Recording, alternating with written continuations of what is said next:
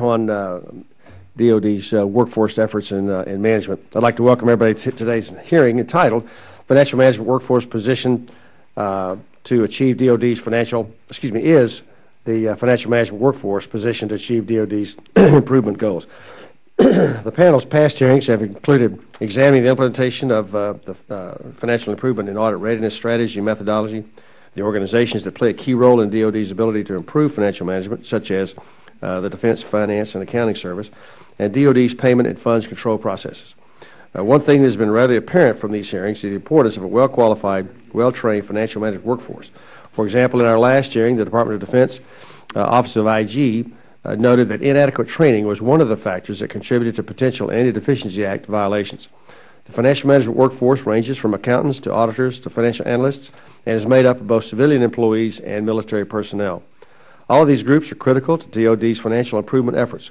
The financial management workforce needs to effectively perform financial and budgetary accounting and follow proper internal control procedures as they execute their work.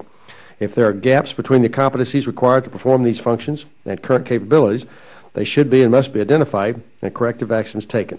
In addition, due to the constrained fiscal environment, it's imperative that the Department of Defense effectively manage its workforce, including ensuring the right skills mix in order to achieve improved financial management. Having a workforce with the adequate and appropriate skills is especially important as DOD moves to enterprise resource planning systems. It's essential that the users of these systems understand the capabilities of the systems and receive the proper training on how to use them in performing their day-to-day operations. One thing is clear: you can develop plans to improve financial management, implement new financial systems, and refine business processes. But without a well-staffed, well-trained, and skilled workforce, you'll not achieve success. I want to thank our witnesses in advance for their testimony and agreeing to be with us again, three of them. We have today Ms. Sandra Gregory, Special Assistant to the Under Secretary of Defense, Comptroller, Office of Financial Management; the Honorable Mary Sally Matea, Assistant Secretary of the Army, Financial Management Comptroller; the Honorable Gladys J. Commons, also Assistant Secretary of the Navy, Financial Management Comptroller; and the Honorable Jamie M. Morin, Assistant Secretary of the Air Force, Financial Management Comptroller. Welcome all four of you this morning. And now, Rob, if you've got some remarks before we turn to the witnesses. Good morning, Mr. Chairman. Good morning, ladies and gentlemen. It's nice to see all of you here this morning, many returnees. That's very brave of you. Chairman McKeon, I think, is performing a significant national service at the full committee level by conducting a very rigorous discussion of the consequences of the fiscal choices in front of the Department of Defense. It appears that under any circumstances we would be looking at reductions in the neighborhood of $360 billion over 10 years at a minimum, and perhaps reductions far in excess of that, as many as $950 or $1 trillion over 10 years. There are strongly held opinions about whether that's right or wrong. There are strongly held opinions about whether to do that or not. And I think the chairman deserves credit, a lot of credit, for focusing the committee and the country, hopefully, on that discussion. Our panel's work, which our chairman has done so well, is integral to having an intelligent discussion about those policy choices. You can't decide where to allocate your resources if you don't know where they are going already, and where there might be ways to reallocate existing resources to achieve the mission of the organization. So that the production of financial statements is central to this entire discussion taking place on a rational basis. And our panel chairman is pretty much solely responsible for putting us in a position we're going to have those. His work and the statute that we wrote last year is the reason why these statements are going to happen by 2017. Having said that, he and I are both, and the other members of the panel are very impatient. We understand 2017 is the outside date. We'd like progress well before that. And this morning we're going to talk about the thread that, if it's pulled out of that tapestry, makes the whole thing fall apart. As the chairman said, we can have all the enterprise management systems. I always get that term wrong, excuse me, but so yeah. We can have all the systems that we want, all the software we want, all the plans that we want. If we don't have the right people, if we can't recruit and retain the right people, this isn't going to work. So I'm very interested this morning in hearing what the panelists think, not only about recruitment of the best and the brightest, but in some cases, more importantly, retention.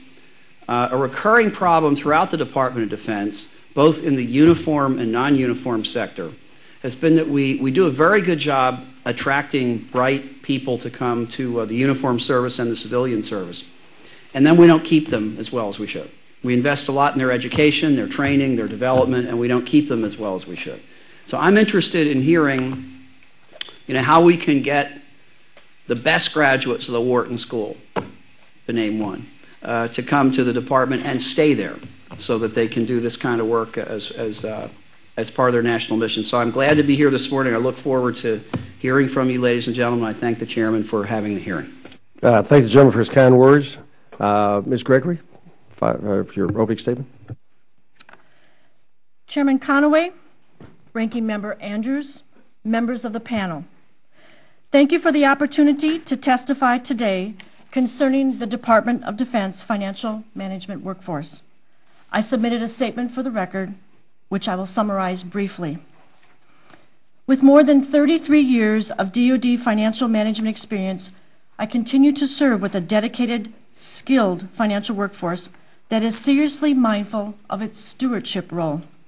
As the functional community manager for the DOD financial management community, I am responsible for compliance with the overarching DOD Civilian Human Capital Strategy Plan that's led by the Undersecretary of Defense for Personnel and Readiness. Our goal is to make a good workforce better and to get the right people trained at the right job for today and for the future. In concert with the Department's human capital plans, we recently took steps to establish a course-based certification program designed to provide a framework and as a way to promote certain types of education, including a focus on auditability for defense financial managers. This program will focus on critical areas to include achieving department-wide auditability, sharpening analytics, and increasing overall accountability. The proposed DOD financial management certification program will be similar to the program for the Defense Acquisition Workforce. The House and Senate Armed Services Committees provided legal authority for the new program in their FY12 authorization bills, and as Congress works through the legislative process, we are laying the groundwork now, so we will be ready to implement the program once the Authorization Act is finalized. Our effort is currently focused on 5 areas. First, to map existing Department of Defense courses to competencies. The DOD Financial Management Certification Program is based on financial management enterprise-wide competencies. The DOD portfolio of financial management training and professional development courses will be aligned to these competencies. This alignment will aid in building a standard body of DOD financial management knowledge and in elevating shared competencies with a renewed emphasis in analytics, decision support, and audit readiness. Second, we're focusing on test-based certification. The Department has identified 20 professional test-based certifications for areas such as accounting, auditing, cost, and financial management. Third, we are concerned with the range of experience in our financial management professionals. The certification program will require not only specific DOD financial management experience at different levels, but it will also require experience in different types of assignments. Fourth, considering that our personnel are scattered throughout DOD and its many locations, we are sensitive to the need for communications and marketing. An aggressive and comprehensive communications and marketing campaign in terms of briefings, web-based articles, and educational material is crucial to inform and educate the workforce prior and during implementation. And fifth, we're aware of the need for a certification program support, and oversight will be required at various levels throughout DOD to administer the program.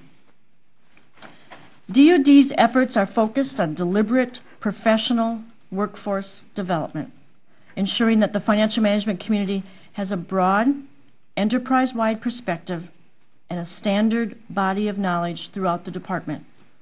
We are focused on making a good DOD financial workforce even better as we march toward that 2017 goal of obtaining a clean audit opinion. In summary, the department recognizes the importance of maintaining a capable workforce to improve financial management in DOD, and especially with respect to better analysis, audit readiness, and increased accountability for all who are entrusted with the taxpayers' money. We appreciate the support of both the House and Senate Armed Services Committee, and we have already provided needed legal authority. They have provided needed legal authority in their authorization bills for the Financial Management Certification Program, and we will work with the House and Senate on final language for the FY12 NDAA. So I appreciate the time you and your distinguished panel have devoted to financial management workforce issues. I look forward to your questions, and Mr. Chairman, this concludes my statement. Thank you, Ms. Gregory. Ms. Mattea. Chairman Conaway, Representative Andrews, and members of the panel. Thank you for the opportunity to testify today regarding the Army's financial management workforce. Secretary McHugh, Chief of Staff Ordierno, and Undersecretary Westphal, our Chief Management Officer, and all of our senior leaders appreciate the criticality of establishing and retaining a qualified workforce, a workforce which will enable the Army to be audit ready by September 30th, 2017. The Army employs hardworking soldiers and civilian personnel across all functional areas who are committed to improving our business processes and supporting our warfighters. However, the systems and processes that we are improving require the implementation and execution of different processes and different practices. By requiring our workforce to adjust to different systems, practices, and controls, my peers and I must fulfill our obligation to train them and to provide sufficient resources to train them successfully. The Army has a well-deserved reputation for training our soldiers as the best warfighters in the world. We are working towards supporting our warfighters with the best financial management workforce in the world. In fact, the Chief of Staff of the Army and the CMO of the Army recently initiated an Army-wide workforce capability assessment to obtain a better understanding of the Army's functional capabilities, to identify potential workforce redundancies and gaps, and to establish an actionable plan to improve the workforce.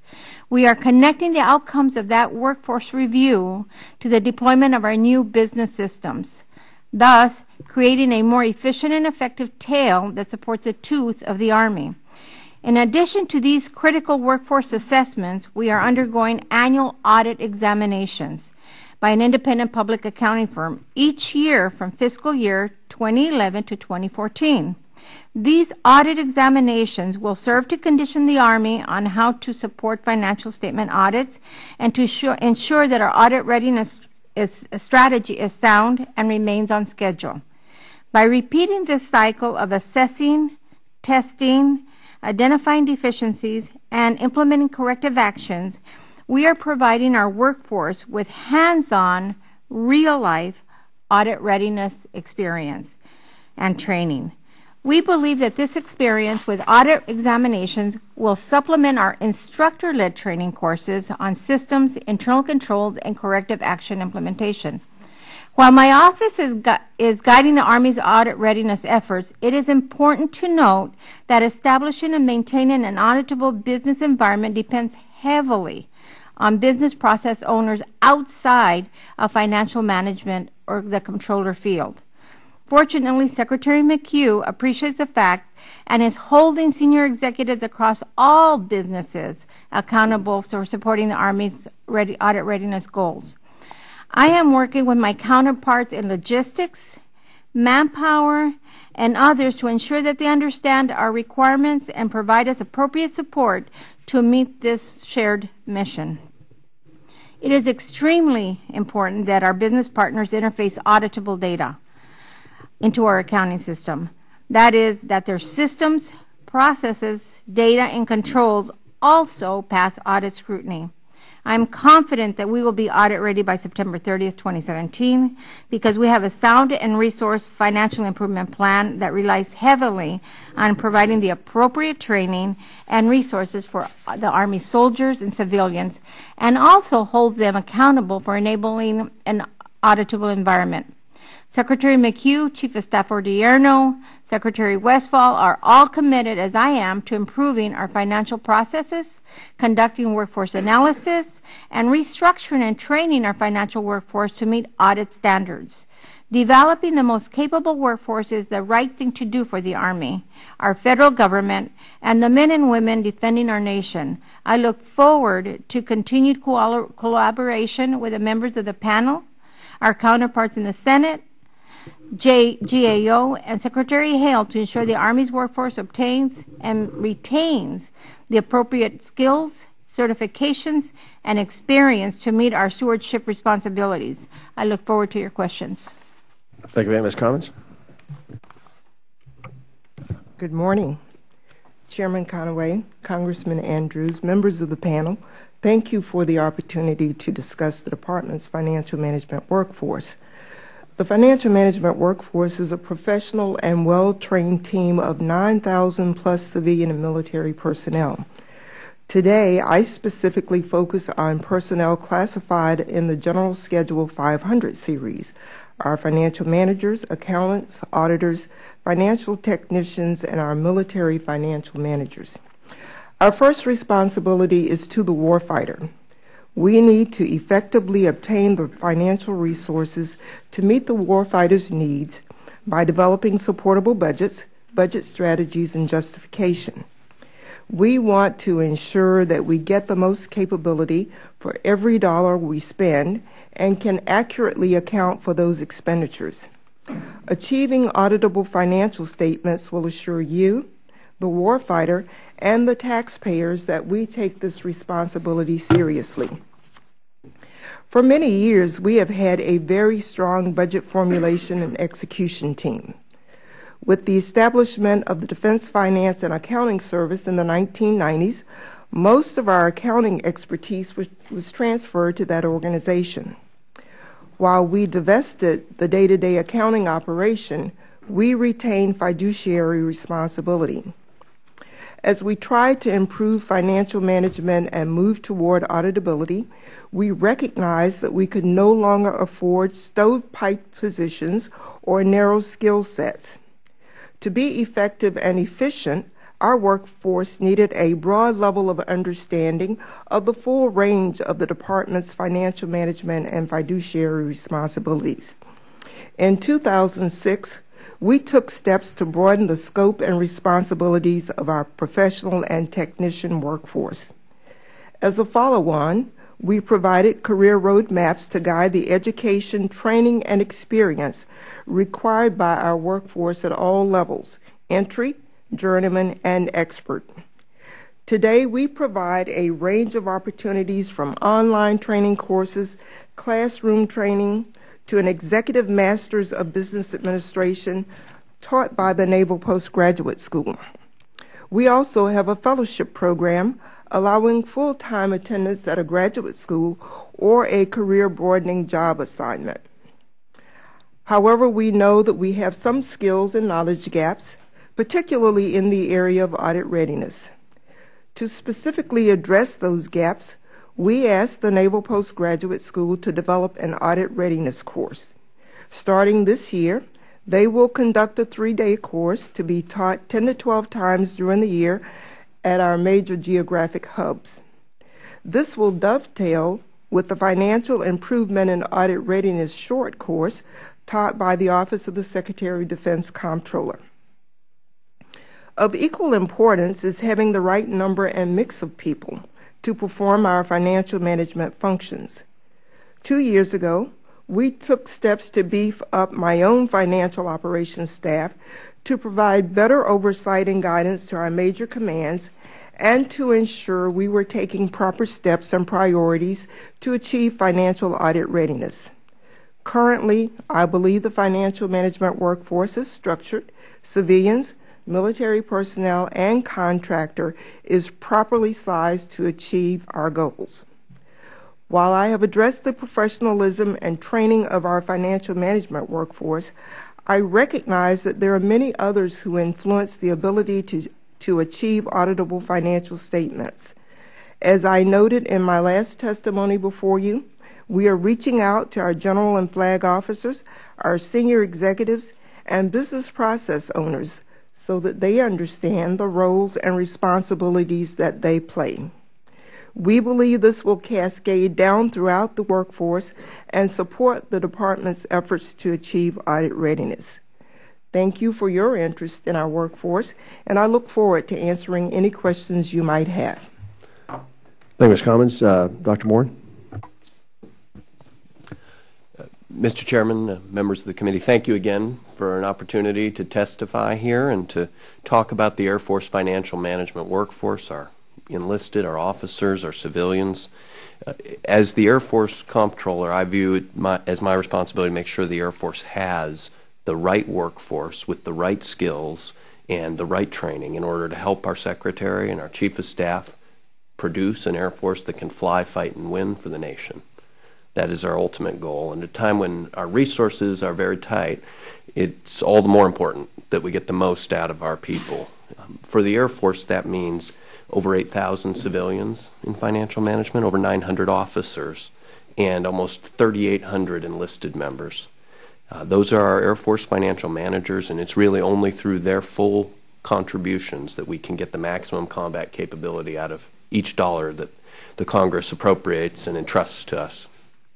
Strengthening that workforce is a vital part of our effort.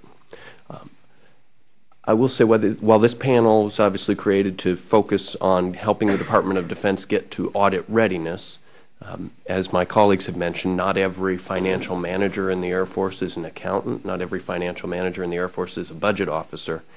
And a clean audit is a means to the end of better management of taxpayer resources. So I think it's important to understand the depth and the breadth of the Air Force financial management workforce. We cover a wide range of activities.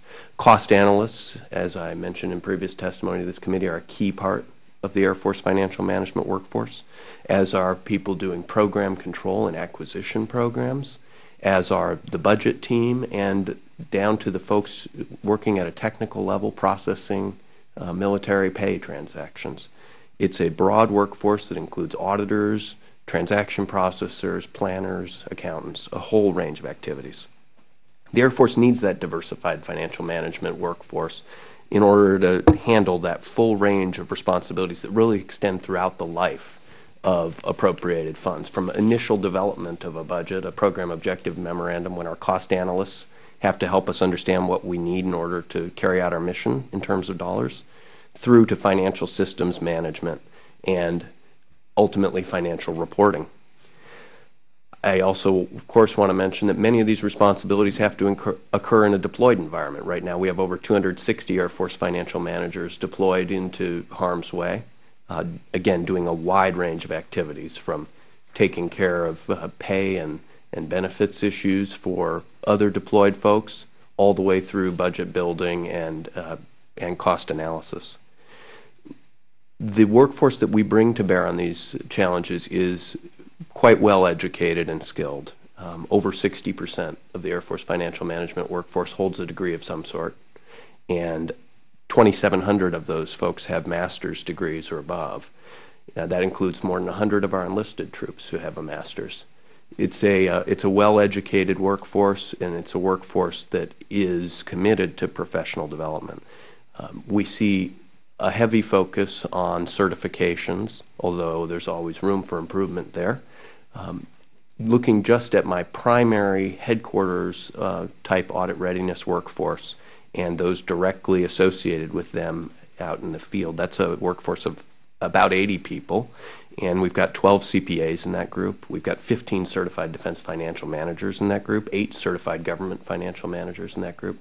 It's a group that's well credentialed in terms of both education, training, and certification. But it's critical that we continue to focus on getting that workforce the appropriate skills, education, training as we work towards audit readiness. And some of the skills that they need to bring to bear will change as we move to new systems, again, as my colleagues have alluded. Our financial managers are learning how to use and some of the basic theory behind the new enterprise resource planning systems. It demands a different set of skills and a different sort of attention to particular details than the prior systems did. There's no question about that. Moving from what's really a bookkeeping system to a true financial system that can produce audible financial statements requires changes at every level. And it will require us to focus our, to more broadly focus our training resources. We can't identify just a tenth or a quarter of our workforce and lavish training on them. We've got to reach really 100% because weak links in the chain can break the audit readiness effort. We've had a particular focus on the pilot users of our Defense Enterprise Accounting Management System, DEAMS, at Scott Air Force Base, where we've had close relationships with the program office and our functional management office to ensure that the line level users on that system get the training they need, get the focused attention that they need as they really relearn their jobs. And it's not without challenges, but it's been a productive hand-holding relationship with the users teaching the developers and support teams teaching the users. We're also working to restructure our enlisted curriculum at our financial management schoolhouse, where we've moved more commercial accounting standards into that training, focusing less on teaching people how to use the legacy systems and more on preparing for the future that they will operate in for most of their careers. Again, as we move from a traditional focus on manual transaction processing towards more commercial accounting, more cost analysis, more issues like that, we've got to prepare the community, and we're leaning forward in doing that. Bottom line, we're keeping our focus on auditability while we also work aggressively, strongly to support the warfighter by providing that sort of world-class decision support through a well-trained, well-educated financial management workforce. As I've said before, I very much appreciate the committee's engagement on this issue and on the broader issue of financial management in DOD. It is helping us to be better, and I thank you all for your focus on it. All right. Thank you very much. Appreciate that.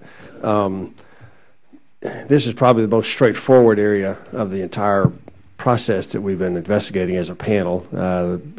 Everybody in the understands a little bit about how this thing should go forward normally, as opposed to some of the more esoteric things that are going on. Ms. Mattea, you mentioned, and I think I heard in the others, that your agencies have done, or your teams have done, for lack of a better phrase, an inventory of what you have, and try to know where you want to get to. Ms. Gregory, there are broader areas. A lot of other folks out there have.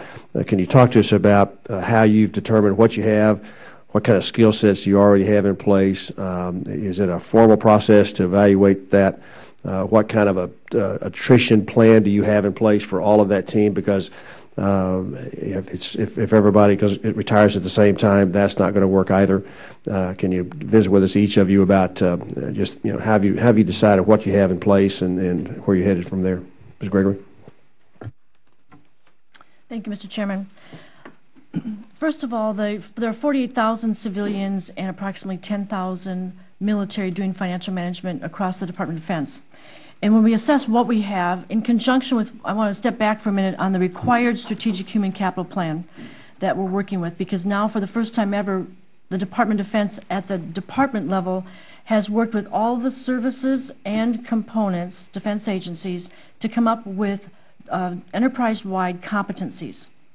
So when you issued the first report of the strategic human capital plan, we did not have enterprise-wide competencies. The services and some of the large defense agencies had their own separate competencies. So we will use that as a benchmark now, that we have common competencies that we have been working on. So then we will measure, we will be, as part of the strategic human capital plan, we will be using those competencies to measure and find out what specific gaps we have. So right now we have identified broad gaps, for instance, such as analytics and in the area of audit readiness. And so as we continue to have more specifics, we'll be able to use those competencies that we have developed at 5 different levels. We use the OPM methodology of developing 5 different levels.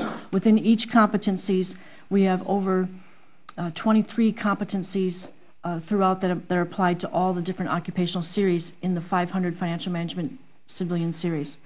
So when you say how do we look at the workforce, once a quarter, Mr. Hale, the Undersecretary of Defense, has a meeting that looks at specific metrics throughout financial management, and there is a section there on the financial workforce to include the aging of the workforce, how many years that we've been in the workforce, how close we are to retirement. And right now, our attrition rate is very low. The federal average, I believe, is around 8%. Ours is under 4%. And last year was even a little bit lower than that. So our retirements are down, our attrition is down, and of course the economy is driving a lot of that. Now, having said that, I'll talk for one of the large defense agencies, Defense Contract Audit Agency, because they've been one of the areas that have brought on around 500 new auditors in their specific area.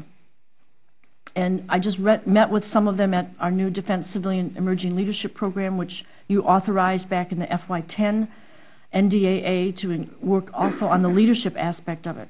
So what's interesting is I met folks who, just to your earlier point, we are attracting at this point in time, we are attracting accountants and auditors who have graduate degrees from Yale and Columbia. So, and also I met someone from here in George Washington, so those are a small sample size, but we are able to attract that. We'll have to continue to work at what tools we have available that if when the economy picks up, that they'll be tempted, perhaps, some of the folks to leave and go the other way. We're also very much aware that the younger workforce may not have the same ideals as some of the earlier folks who came in, that they'll probably weave back and forth throughout federal government and go to the private sector and come back. So we are very much attuned to that. Like I said, we look at the statistics, we look at what tools we have available and are using them.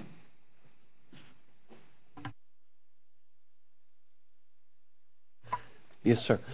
On the Air Force side, I would say that we do have, as do I think pretty much all areas of the federal government, medium to long-term concerns about the health of the workforce as we go through a wave of retirements. A very substantial share of the Air Force financial management workforce is at or approaching retirement age, with really about a third in the age 55 plus category. That provides us a wealth of experience, and it's a tremendous asset, but obviously people will not remain in the workforce forever, and so we have to keep looking forward. As General Gregory said, the retention right now is very good for a variety of reasons, but we have to look aggressively forward. I will say one interesting nuance in the workforce that is makes a real difference in the Air Force and probably for the other services. As you know, several years ago, the Congress changed the law and allowed dual compensation so that retired military personnel could also collect a federal civilian salary without an offset. And since then, there has been a substantial increase in the number of retired military, as well as other prior service military, in our civilian workforce. It is for the Air Force, over 1,500 of our financial management workforce is retired military. So they may have a number of years, they may be a lower number of years of federal service as a civilian, yet a little bit older. There's huge advantages with keeping those people on and taking advantage of the skills they bring. It also means you get maybe fewer years of civilian service out of them, and it requires more transition planning as well. But we do have those issues in front of us, certainly. I believe that our workforce is properly sized and that we have the right people, we have the right skill mix. So I will focus my attention on how we replenish that workforce. And we allow our local commands to hire basically, but we have two centrally managed programs that we do at my level. The Financial Management Intern Program, where we bring college students in that have a 3.5 or better grade point average. We do that recruiting every single year. We go out to universities. We actively recruit people to come in at the 5.7 level, and that has been very effective over the years. We also have an associate program that we centrally manage, where we bring in mid-level employees that have experience either in the private sector. They must have a degree We try to recruit those with advanced degrees. So we feel that we're taking action so that if we should have retirements, as has been stated, the economy allows us to retain people right now, but we actively recruit to replace our personnel, specifically in those two programs. We're looking forward. The Army is going to have a fully deployed, compliant accounting system by next year. And so this new system is much more integrated, has a lot more edits involved in it. So because of the edits, because of its integration, because of its complexity and sophistication, we're going to need more analysts versus accounting technicians. Right now there's a substantial amount of accounting technicians, budget technicians that are working in our legacy systems. Looking forward, our recruitment strategy is to get more accountants, more budget analysts, folks who know how to apply analytics to the data. There's going to be less input required by the system because that's going to be coming in from our feeder systems, and there's going to be more requirement to look at anomalies should they exist. And so looking forward, we are looking at our skill set and the requirement to recruit those college graduates who are able to do the analytics that are going to be required by our new system. Thank you, Mr. Andrews. Thank you, Mr. Chairman. I again thank the witnesses for their preparation.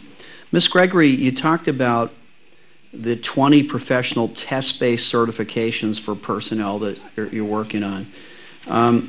I note that it was the FY 2002 NDAA that gave the Department the legal authority to pay for and support certification and credential standards. Where are we in terms of how many of those 20 are ready to be fielded and start giving tests to people? Thank you, Mr. Andrews. First of all, we have been, since you gave us that authority, we have been reimbursing civilians and military for the exams that they take for certifications. The 20 test-based certifications are those already out there, like CPAs, certified management accountants, certified defense financial managers, etc. And they're also in the cost area and in audit and finance. But we last year, for instance, reimbursed about $700,000, and the year before about $800,000 for the reimbursements. So the 20 that I mentioned are part of the entire, we're calling it the certification program, similar to the Defense Acquisition Workforce Certification Program. There'll be levels 1, 2, and 3. So getting a test-based certification will be a part of that. So are these tests that the department's going to generate itself and give to employees, or some outside organization? No, all the 20 are all outside organizations. So our certification will have that as a part of it to give it a standard. When we reimburse an employee to prepare for that certification, is there any contractual obligation on the employee to stay for a certain number of years after they pass it? I can check, but right now I believe not. Do you think there should be or shouldn't be? It would be dependent on, for instance, a lot of them are getting certifications, are staying with us. They're not just taking them and then leaving. But we can check into that and see what the percentage is. Yeah, I don't have any bias asking that question. I'd like to know your opinion because I don't know what the right answer is. For instance, certainly don't want to create disincentives for people to get the certification and tie them up. Right. But on the other hand, we don't want somebody to get trained on our dime and leave. But for instance, the certification for Certified Defense Financial Manager, which is a frequent one that they receive, is only $95 a module, or for all 3 modules is $285 per person. So it's a small dollar on that one. Now, if you're getting a CPA, it would be more than that. Obviously. So, Secretary Commons, you described this technician that used to process vouchers, and now we call him or her a financial technician. What's the difference in terms of their responsibilities and their compensation? If I were one of these folks previously, what did I do and how much money did I make? And now, what do I do and how much money do I make? Normally, the focus before would be very specific. For example, you may be a military pay clerk, or you may just pull vouchers. Now what we've said to them is, you need to understand more about the entire process, as to being so narrowly focused that you only understand military pay and how that functions. You need to understand civilian pay. You need to understand contract vendor pay and how that process works. So what we did was to try to broaden their skill level so that we could better use them. Instead of just so Have them narrowly play more focused. positions, not just second base or not just right field. Huh? Yes. Do you make more money if you can play more positions? You pay them more? Well, experience, and you're able to move up. You're able to move into positions that would pay you more because your skill set is not so narrow that you can only apply for positions in one particular Gives you more area. paths to advance your career. Then. Yes. Secretary Mattiello, do you have any estimate of how much the Department of the Army spends a year to train people in the financial field? I cannot give you a figure right now. I'll have to get back with you on that. I'd be interested. I think committee would be interested in seeing that. And then Right. we'd like to know whether that figure's gone up or down. Right. And then what metrics you use to measure how effective you think the training has been. Exactly. We do have quite a very large training program. It goes all the way from providing graduate education to providing week-long or hours-long cost training. But I'll get that information for you. And then Secretary Morin, the 40 senior audit personnel that you're using at AFAA, how are those people selected? Who picked them and on what basis? Yes, sir. Those folks were selected by the Auditor General of the Air Force and his staff. We worked closely with Mr. Ted Williams, who's from New York, Speaking not of Boston. baseball, yeah, I was going to say the splendid splinter, huh? Yeah, unfortunately, Mr. Williams is a Yankees fan. The Air Force. That's Mr. Williams. unfortunate on a lot of levels, yeah. Sort of wrong. Go ahead. I have to restrain from comment. My wife is also a Yankees fan. Well, there's counseling for people like that. The true challenge is I'm from Detroit. Oh, you must have a very strained household this week. Mr. Williams and his staff identified specific folks reporting to him and also about 80 specific auditors who are working in the field to support that effort. We have a very collegial and collaborative relationship, but you do need to maintain an appropriate level of independence between the doers and the final auditors. question on my time is, what skill level do those 40 senior people have that are working at AFAA on the financial statement? Virtually all of them have graduate degrees, and a substantial chunk of them are either CPAs or have other audit certifications. I can get you the precise numbers, but it's a substantial chunk. Thank you very much. All right. Thank you, Mr. Young. 5 minutes. Thank you, Mr. Chairman. Thank you to all of our witnesses for being here this morning. Ms. Gregory, is your department supplementing its financial management workforce with contractors? If so, can you give me a sense of the extent to which you're doing that, how you make those determinations, and what skill sets you're supplementing the workforce in? I will speak primarily for a department-wide view of it. Yes, we do have contractors, and we look at the different skill sets that we need that we're missing. For instance, audit readiness is probably the best example that we have a large portion of auditors because our organic auditors, I should say accountants, not the auditors, the accountants on the organic side predominantly have been used to doing budgetary accounting as opposed to proprietary accounting that is now needed to have that skill set. That's why we had to ramp up and use contractor support from predominantly large accounting firms. Now, throughout and having been raised in financial management in the Department of Defense for over 30 years, I've worked at every level, and I watched this now, particularly since September 11th in 2001, when the defense budget went up dramatically. We did not, throughout, and I think we can say this for both services and the agencies, we did not go up proportionately in the staff within financial management. So that's when we had to, for instance, for tracking certain kinds of money that came in, for instance, for the global war on terrorism, that oftentimes we did on the budget side hire some contractors to do that. Now with insourcing and the efficiencies, we've taken a look at that. For instance, DFAS, when the insourced Defense Finance and Accounting Service took several hundred contracting positions and converted them into organic positions. So it sounds like your long-term plan is to bring a lot of that in-house as you get the... Well, there's a balance, and so that we're looking at right now, what is the balance? I think that we've got it about right. that will continue to need a lot of contractor support for special projects that might be working on, or, for instance, definitely for audit readiness, we have to have the contractor support. Okay, and for all of our witnesses here, if you have an answer to this, are you taking efforts pursuant to the efficiencies initiative to actually reduce personnel in various areas? It's something you may have touched on, but if you could discuss that. If so, where are those areas where you're reducing the number of personnel, and what impact is that having on your workforce? With our new systems, the areas that we're reducing personnel are in those personnel that are going to be creating more transactional level data, the accounting technicians, the budget technicians, and we're focusing on not growing our workforce. So we're going to be left with those accountants, those budget analysts that are able to do the analytics. So in the long run, we see that our workforce will be reduced because our systems will be able to do more, and will rely less on people having to input. We are not at this time planning any reduction in the financial management workforce. Again, we do believe our workforce is right-sized at this point in time, and that we are moving forward. So I'm not anticipating any reduction. However, I must tell you, in the current fiscal environment, everything is on the table. So it does not mean that I will not be subjected to some reduction in the financial management workforce.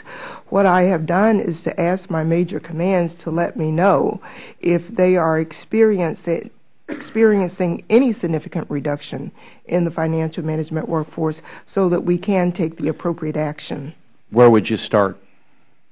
If you were asked right now, I mean, what would be the first? You've indicated you're right size, but where would you begin to cut? Is that something you've contemplated? Not really, because I think I have the support of senior leaders, in that we are focused on achieving an auditable financial statement. They support that. They understand that we need to put the resources on to achieve that. And so I'm pretty confident that we can maintain the workforce that we have. Mr. Young, while our core audit readiness workforce is growing and continues to grow, we are moving forward on significant overhead efficiencies across the Air Force, and financial management is by no means exempt from that. Across the staff that works for me, we've identified already about 78 positions worth of efficiency reductions that we can take, and we're pressing forward to implement those now. Those are, as my colleagues alluded, primarily in transaction processing type activities, where increased reliance on automated systems is helping us to do those more efficiently. Thank you. Our time's up. Steve? Well, good morning. Thank y'all for being here. I have several questions. I'm kind of jump around a little bit, but my colleague here mentioned he talked about the DFAS, or the insourcing for DFAS was brought up. Can you tell me? I meant to ask this question last week when the DFAS lady was here. How many jobs were actually taken from contract and insourced, and what was the motivation there? Because typically insourcing is, to me, frowned upon. I think, if there's a business in the private sector that can do it and do it better, it should, allow them to deliver it to us. So just some of the methodology behind what took us, if you can answer that, please, Ms. Gregory. We can get specifics from the DFAS, but I'll just give in general terms. There were several hundred positions that were moved back in insourcing. But the key thing is when there was an A76 requirement to look at this, when we study in anything that we outsource, there was always that required by OMB Circular A76, as you know. So they did that, and then the dynamics had changed. So I'd be happy to get more in-depth if you'd like to have the specifics on DFAS, if you want to know the specific number of people. Because I know Ms. Smith was here last week. Yes. And I would prefer not to speak in the specifics of that. But I know it was more cost effective than now to bring them in. So again, sometimes cost factors changed, or the number of people that they needed changed. So I would like to come back and take that one for the record, please. Okay. That's anything you can provide my office on that. Now, I guess in general, this might be outside the scope, just piqued my curiosity. Are there any major insourcing efforts going on DOD wide that you may know of? I remember Secretary Gates saying something about in the middle of the global war on terror that he was going to bring 10,000 people back into the military. Has that happened? And or into the civilian or the DOD civilian workforce, has that happened? Or and if so, what are the amounts we're looking at? I believe the Secretary had mentioned it was 30,000 positions that we were going to insource. Yeah. And I can get back to you, too, on the specifics of that. I know that that effort was led by an area outside of financial management to keep track of it. But I know also that then we also went through the efficiencies drills that we're going through now from last year. So there's a point there that we can get some more specifics on it as to where we are in that 30,000. But again, all the department is stressed on doing what's most cost effective to still get the mission done. Okay, I won't dominate the conversation with insourcing, but do y'all have a hiring preference for veterans within the 48,000 workforce? Is it a point-based system or is it just subjective? We'll start over here. Sharon. No, yes, sir. We follow the OPM hiring rules, which include veterans preference and a special preference for disabled veterans. So that's pretty much the same for everybody? Yes, sir. Okay. If you're a CPA or a CMA and you've gone above and beyond what you need to do and you're striving to be the best in your field, is there a financial incentive to be a CPA within the civilian workforce, or a CMA, or preferably a CPA? But I used to be a CPA and a civil servant, and the incentive is that you become more promotable. When you're competing with others for more responsible positions, I think that it certainly helps. In terms of getting greater salaries because you're a CPA, no, that is not the case. Okay. Now, you might get, because of your good work, large amounts of award money for good performance, but again, it's always tied into actual performance, not to the fact that you have a certification.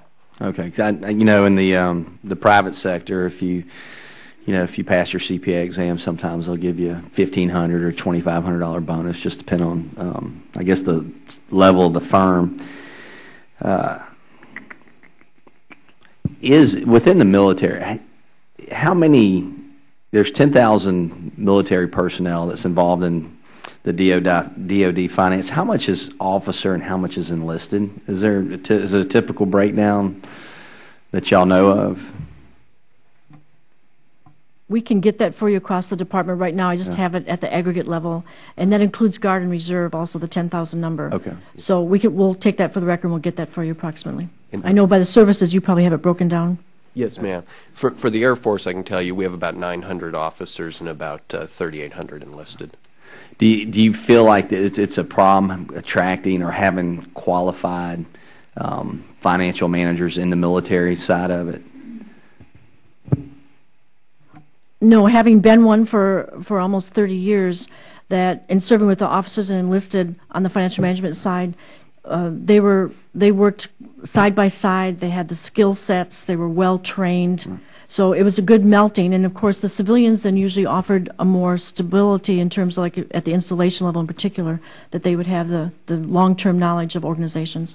Okay, and just to wrap up, it sure would be nice if if you're a CPA in the civilian world and you wanted to become join the military, be treated like a lawyer or a doctor or a chaplain and go from 01 to maybe an 02 or an 03 slot. Just a little incentive there to attract the best and brightest. So, all right, thanks, Scott. My colleague is a CPA. Good morning, everyone. Thank you for being here. Appreciate what you're doing in service to our country, and I am convinced and impressed and grateful for the level of resolve that I see to accomplish the mission. And I have no question that there's a firm commitment to make sure that we're audit ready and we achieve those objectives. I I know what a challenge it is, certainly at a smaller organization, to have everyone understand what the objective is, and then work toward accomplishing that. And with an organization as large and that literally is around the world and as complex as the Pentagon, it's a daunting task. But I do want to ask you, Ms. Gregory, I'll direct it to you, and if others are better suited to answer it, you can also help here. But to what extent would, let's say, someone who's been with the accounting function here for 6 months or a year or so be aware of, would understand, and embrace the audit readiness objective in their department, and really understand how their department's contribution plays into the larger role? I certainly know it's a challenge, but I do believe to the extent that people understand where we're headed overall, that we're better off. And I'll be asking on our CODELs going forward, and that's military CODELs are essentially all I'm doing. I'll be asking mid-level managers, are you aware of DOD's audit readiness goals and what you're, I'm going to push a little bit on that, and I hope to come back and say, look, you're doing a great job on this. Could you comment briefly on that, please? Thank you, Congressman. First of all, that's the main impetus behind why we're leaning forward on this and getting support from the House and Senate, which we appreciate. But when the Undersecretary said, let's focus on getting the whole workforce involved in audit readiness and the importance of it. So at level 1 and level 2 and level 3, we'll go code every position just like the acquisition workforce, and so we'll have the appropriate level. So for instance, if you're a soldier coming in or you're GS5, then there will be a program, and we're working right now. Matter of fact, our office is physically located with the Deputy CFO's Financial Improvement Audit Readiness. So every morning we see the 60-some people working on that, and we are right now partnering with them to take the courses that they have on financial improvement audit readiness and put them online, and then we'll also then continue partnering with them for the appropriate level to have the more difficult awareness of all the audit readiness. So we're making them aware, putting it as part of the mandatory part of the certification program. So it's one of the main pillars and one of the main focus points. And they understand, I hope, how their individual role contributes to the department, which contributes to this overall. Okay, I'm encouraged by that, and hope to come back in several months and later on and tell you some good stories about how that played out. I want to follow up briefly on a theme that I was pursuing at the last hearing, and that relates to the difficulty of establishing a benchmark for an incoming senior executive, whether it's a general or a captain, a colonel, for his or her command, and establishing that benchmark so that they can be accountable then 2 or 3 years later. Secretary Commons, would you please comment on how a senior executive or senior leader, we establish that benchmark so we can know how they did a couple of years later? Certainly. As I mentioned at our last hearing, we did include a performance goal in each senior executive's performance for the year. And so that will give us a good base of, did you actually accomplish what we asked you to accomplish, or did you not? For the flag general officers and our commanders, what we did 2 years ago is we actually wrote a plan for each of our major organizations to say, this is your contribution to our financial improvement program. And what I had done was to have it signed by the commander himself, by the commanding officer. Previously, we had really put it down and had the comptroller sign it. I thought that was not effective enough. So I, in fact, said, I need to have the commanding officers signing this agreement so that they understand exactly what they have agreed to do, how they plan to improve the financial management in their own organization. So that is the way we're trying to get it down to each organization and make everybody accountable. Well, you're increasing accountability. I applaud that. Thank you so much. I yield back. Thank you, gentlemen. Anyone else on the panel have a second round? Rob? Yeah. No, a second. Well, okay. A couple of nits and nats. on the CPAs and others have an annual continuing professional education requirements and others. Do you reimburse these employees for maintaining their certificates or their licenses? Yes, we do. And also as part of our DOD certification program, although we're encouraging them to have one of those 20 test-based certificates, it's also going to be that it's going to be mandatory that they have so many CPEs, continuing professional education credits. Okay. And that'll be part of the training budget that they will request and receive. All right. Ms. Matei, you mentioned some sort of an existing audit program for 2011 through 2014. I couldn't figure out what you're auditing. What is it that you're during your testimony, you talked that I thought it had to do with human resources, but what is it that you were auditing each year? Well, we're conducting audit examinations at all of the installations that have already implemented GFIBs to make sure that they've implemented our new accounting system correctly, that they're practicing the right technique, and that they are that they're becoming compliant not only in the systems but in their processes.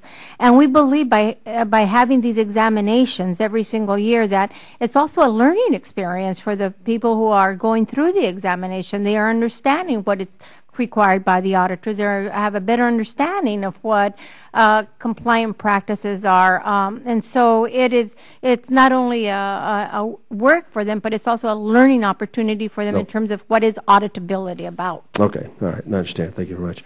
Well, closing comments, Rob?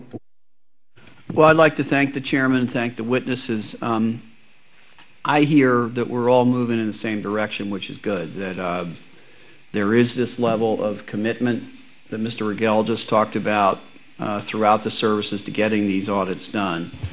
I think in this subsection discussion, though, that I heard another goal articulated today that I hope we all follow up on, which is that on a permanent basis, a financial management professional is a person held in very high esteem and supported both in the uniform track in terms of promotion for the uniform personnel and the civilian track. That this becomes, one of the career building things that people want to do. And that's obviously a challenge because there are so many dramatic and heroic and significant things that people in the Department of Defense do, both uniform and non-uniform. Thank God they do them. And those are things that we're very grateful as a country people do. They can't do their jobs if you all don't do yours. If the infrastructure is not there to support those who do the most difficult missions, the difficult missions become a lot more difficult. So what we're looking for is ways financially, educationally, in terms of pride and self-respect and self-esteem that we can elevate these professions within our department. Obviously, government bashing is very much in vogue. And I don't mean that as any ideological criticism. I mean, it comes with the territory. We all sort of understand that. But the reality, a lot of what people do is really very good. And I think we have to find a way to motivate people who do that good work with compensation, but also with praise and with professional esteem. And I think each one of you has exemplified that in your own careers and your own work and your work here this morning. So we'd like to create that kind of environment where young men and women like you decide to go into this field and excel at it because the country will be better. So thank you. Thank the gentleman. One of the things that we hope this panel puts together is an ongoing way to assess that we're on track with this overall goal that everybody wants to get to. And like Scott said, I appreciate and sense the resolve you bring to the table to make this happen. One of the things that will happen next year, it may not be this group, but one of the things that will happen next year, we hope, is that we will look at those performance evaluations that will say, okay, here's what happened across the spectrum of those. Some folks did it really well and some folks didn't. And for those folks who didn't do it well, there are consequences. And for those folks who did it well, there are really better, the appropriate consequences as well, because we just simply have to make this happen. And I know you agree with me on that regard. But one of the things that we'll do is to see how well this system worked in terms of particularly the civilian workforce, which has it specifically in their performance evaluation plans, as well as the military side, who are responsible for making it happen also. We just simply have to hold each other accountable for doing the good job that must be done. And as we open this hearing this morning, it's all about the people. You can't make this thing work without good people, well compensated, proud of the work they do, and knowing that the nation is proud of them as well. So, gentlemen, thank you very much, and we'll adjourn.